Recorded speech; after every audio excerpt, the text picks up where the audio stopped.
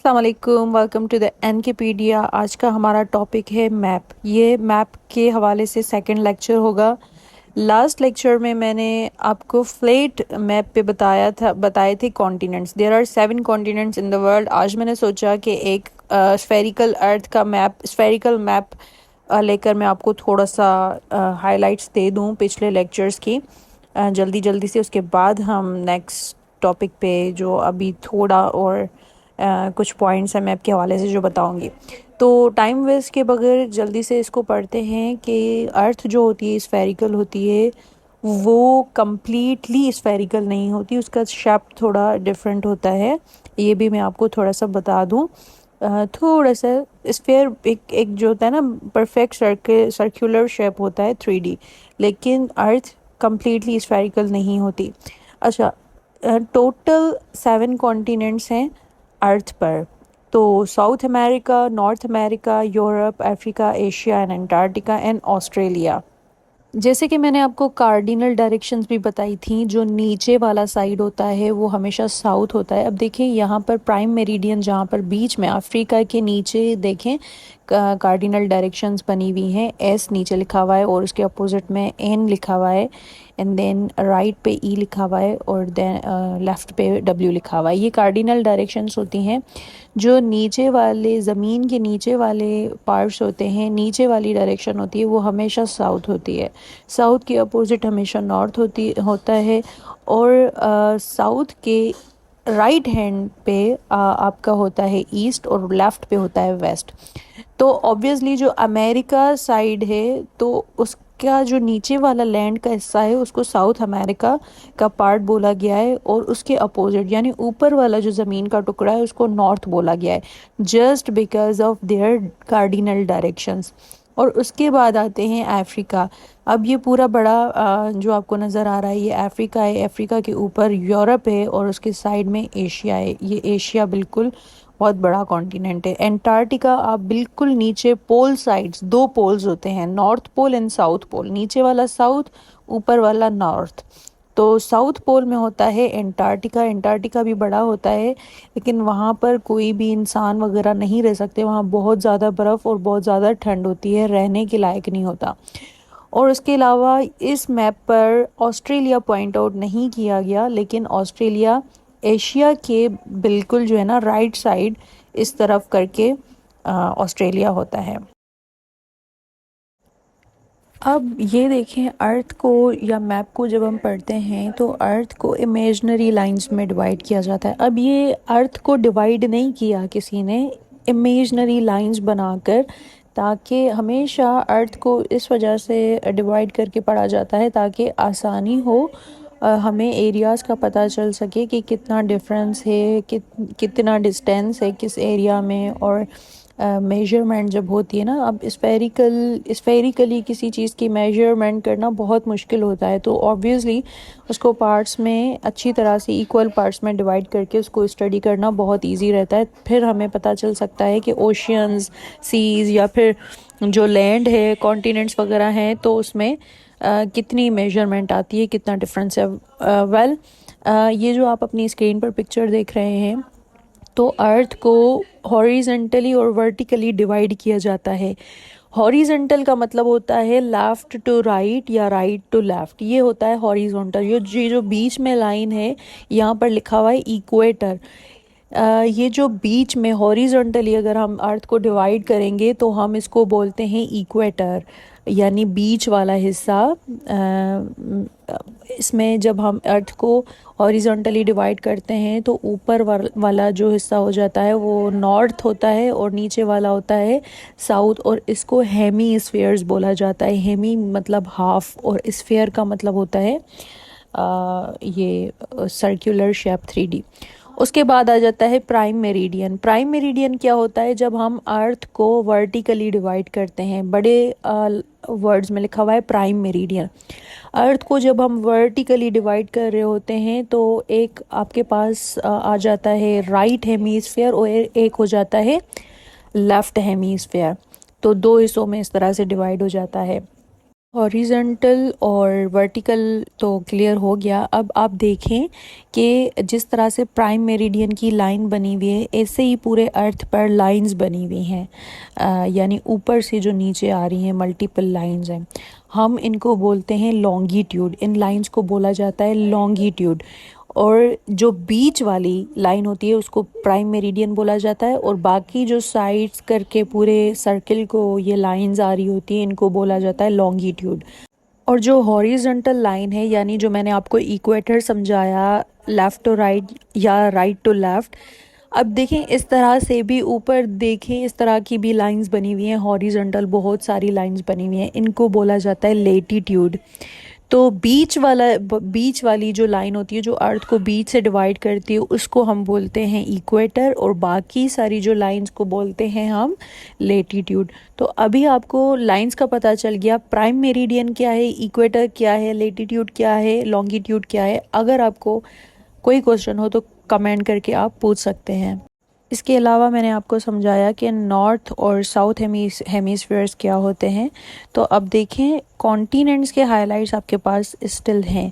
तो इसमें आप देख सकते हैं कि जो नॉर्थ अमेरिका है वो नॉर्थ हेमिस्फीयर में आता है और लेफ़्ट हेमिस्फीयर में आता है। जो साउथ अमेरिका है उसका थोड़ा सा पार्ट जो है वो नॉर्थ हेमिस्फीयर में आता है, बाकी पूरा जो पार्ट है वो साउथ हेमिस्फीयर में आता है। एंटार्क्टिका साउथ हेमिस्फीयर में आता है और लेफ़्ट एंड राइट दोनों में आता है। एशिया की बात करें तो एशिया आपके नॉर्थ हेमिस्फीयर में आता है और आपके राइट इसमें आता है। अफ्रीका तीनों में आता है, लाइक नॉर्थ एंड साउथ में भी आता है, लेफ़्ट में भी आता है और राइट में भी आता है। तो ये कुछ थोड़ी इम्पॉर्टेंट चीज़ें होती हैं, ये एग्ज़ाम्स में हमेशा पूछी जाती हैं, थोड़ी टिपिकल चीज़ें होती हैं। अगर आपका मैप अच्छे से पढ़ा हुआ होता है और आपके पास जो मैप की इमेजेस होती हैं वो क्लियर होती हैं तो आप इनको ईज़िली कर सकते हो। तो अब अफ्रीका वो जो है कॉन्टिनेंट है जो north south left and right चारों में आता है। तो ये एक बहुत इम्पोर्टेंट क्वेश्चन है, ये हमेशा पूछा जाता है। जो ऑस्ट्रेलिया है वो आता है साउथ हेमिस्फीयर में और आपके राइट हेमिस्फीयर में है, आपके नहीं, आई मीन अर्थ के। बाय द वे अभी देखें एक और पिक्चर मैंने आपके सामने रखी है। इसमें ये थोड़ी कलरफुल है, इसमें पानी क्लियर है और जो है स्फेरिकली मैंने इसको थोड़ा क्लियर करके रखा है। इक्वेटर देखें, प्राइम मेरिडियन देखें। There is something missing which is latitude and longitude which is not included in it. ये imaginary lines होती हैं, I repeat ये imaginary lines होती हैं। ये अर्थ really divided नहीं होता। अर्थ को स्टडी करने के लिए, मैप को स्टडी करने के लिए, अर्थ के मैप को स्टडी करने के लिए इमेजनरी लाइंस बनाई जाती हैं ताकि हमें प्रॉपरली डिस्टेंसेस वगैरह पता चल सकें। मैप का एक और इम्पॉर्टेंट पार्ट ये होता है कि आपको ये पता होना लाजमी है कि इक्वेटर पे कौन से कंट्रीज़ आ जाते हैं, यानी वो कौन से कंट्रीज़ हैं और किस कॉन्टिनेंट से बिलोंग करते हैं जो इक्वेटर पे आते हैं और प्राइम मेरिडियन में आते हैं। Like equator is the centre of the earth और prime meridian is also the centre of the earth. So it is really very important to know that कि इक्वेटर पे और प्राइम मेरिडियन पे कौन से कंट्रीज़ आते हैं। और इस टॉपिक पर भी काफ़ी सारे क्वेश्चंस हमारी टेस्ट वगैरह में और एग्ज़ाम्स में ज़रूर आते हैं। तो अब देखें फर्स्ट जो है वो है इक्वाडोर।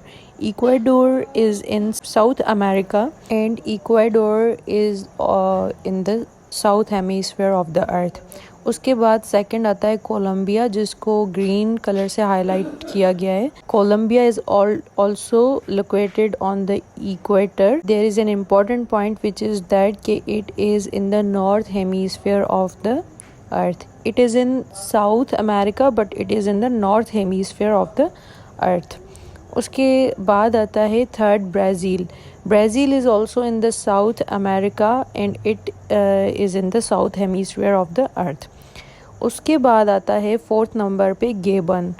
ये जो गेबन है that is actually the centre of the अर्थ। यहाँ पर जो मेन सेंटर होता है ना, बिल्कुल बीच वाला, and there is a gulf which is known as the center of the earth.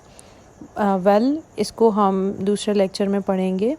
Now come to the another country which is located on the equator, that is Congo. Congo is in Africa continent and in the south hemisphere of the earth. उसके बाद आता है Sixth Democratic Republic of Congo, which shares the border with Congo. There are two different countries located on the equator of the earth, and it is also located in the Africa, or a part of it is in north hemisphere and a part of it is in the south hemisphere and in the right side of the hemisphere. उसके बाद आता है seventh Uganda. Uganda is also located on the equator, which is in Africa. It is highlighted with the yellow color. और उसके बाद आता है Kenya. Kenya is also located on the equator, which is located in Africa. और उसके बाद आता है 8 पे Somalia. Somalia highlighted with the green color. और इनके जो I forgot to tell you, Uganda north hemisphere में आता है और जो है कीनिया वो दोनों में आता है, part of it in north and part of it in south. उसके बाद सोमालिया है. Somalia is in the northern hemisphere. उसके बाद आता है मालदीव्स. 10th पर मालदीव्स आता है, 10 नंबर भी लिखा हुआ है. उसके बाद आता है इंडोनेशिया, येलो कलर से हाईलाइटेड है. And the last is Kiribati. Kiribati is the 12th country which is located on the equator, और ये आता है आपके right side, right hemisphere में. तो all those 12 countries which are located on the equator of the earth, ये बहुत important होते हैं और उनके hemispheres याद करना भी बहुत important होते हैं. अभी जो पिक्चर आपकी स्क्रीन पर आपको दिखाई दे रही है, इसमें फ्लैग्स के साथ हाईलाइटेड हैं कंट्रीज़ जो इक्वेटर पे होते हैं. आपकी आसानी के लिए ये भी मैंने आपको बता दिया है. All the countries that lie along the equator. इसका स्क्रीनशॉट ले लें और अपने पास सेव कर लें और इसको एक दो दफ़ा रिवाइज़ करें तो आपको याद हो जाएगा. अभी हम जो है प्राइम मेरिडियन वाले कंट्रीज़ को देखेंगे. टोटल 8 कंट्रीज़ होते हैं जो प्राइम मेरिडियन में हैं, और इसकी एक इम्पॉर्टेंट बात ये कि ये सारे के सारे जो है नॉर्थ हेमीस्फेयर की तरफ आते हैं. 8 के 8 ही नॉर्थ हेमीस्फेयर में आते हैं, और ये मोस्टली जो हैं यूरोप और अफ्रीका के अंदर आते हैं.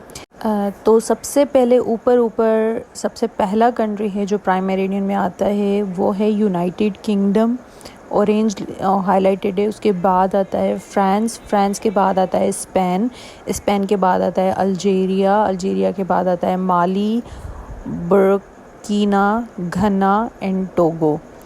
ये 8 कंट्रीज़ हैं जो प्राइम मेरिडियन में आते हैं और ये नॉर्थ हेमीस्फेयर में आते हैं. I repeat. और प्राइम मेरिडियन क्या होता है? लॉन्गिट्यूड बेस्ड बीच वाला हिस्सा, यानी अगर हम अर्थ को 2 हिस्सों में डिवाइड करें, लेफ़्ट एंड राइट में, तो उस लाइन को, इमेजनरी लाइन को हम प्राइम मेरिडियन बोलते हैं. तो इस पिक्चर में आप देखें यूके, फ्रांस, स्पेन, अल्जीरिया, माली, टोगो, घना, ये बिल्कुल ही क्लियरली आपको जो है जूम करके दिखाया गया है. एक बात मैं भूल गई थी जब मैं आपको लेफ़्ट एंड राइट हेमीस्फीयर्स का बता रही थी, तो मैं एक चीज़ आपको बताना भूल गई, वो है western hemisphere and eastern hemisphere. मैंने आपको बताया था साउथ के राइट में ईस्ट होता है एंड साउथ के लेफ़्ट में वेस्ट होता है. तो ऑब्वियसली जो राइट हेमीस्फीयर है हम उसको ईस्टर्न हेमीस्फीयर बोलते हैं, और जो लेफ़्ट हेमीस्फीयर है हम उसको वेस्टर्न हेमीस्फीयर बोलते हैं. ऐसे ही ऊपर वाले हिस्से को नॉर्थ और नीचे वाले हिस्से को साउथ बोला जाता है. तो हम अर्थ के ऊपर वाले इक्वेटर से ऊपर वाले पूरे हिस्से को नॉर्थ हेमीस्फीयर बोलते हैं और नीचे वाले हिस्से को साउथ हेमीस्फीयर बोलते हैं. यहाँ पर मैं आज का लेक्चर ख़त्म करती हूँ. I hope you like it. अगर कोई क्वेश्चन हो तो आप कमेंट के ज़रिए मुझसे पूछ सकते हैं. And please do suggest topic. Map की स्टडीज़ होती रहेंगी, मैप के स्टडीज़ के पार्ट्स अभी आते रहेंगे. हम पूरा मैप डिटेल्स के साथ एक एक कॉन्टिनेंट, एक एक कंट्री एंड जस्ट एवरीथिंग हम स्लोली एंड ग्रेजुअली पढ़ते जाएंगे. I hope you like the video and please hit the like button and do subscribe. Thanks for watching.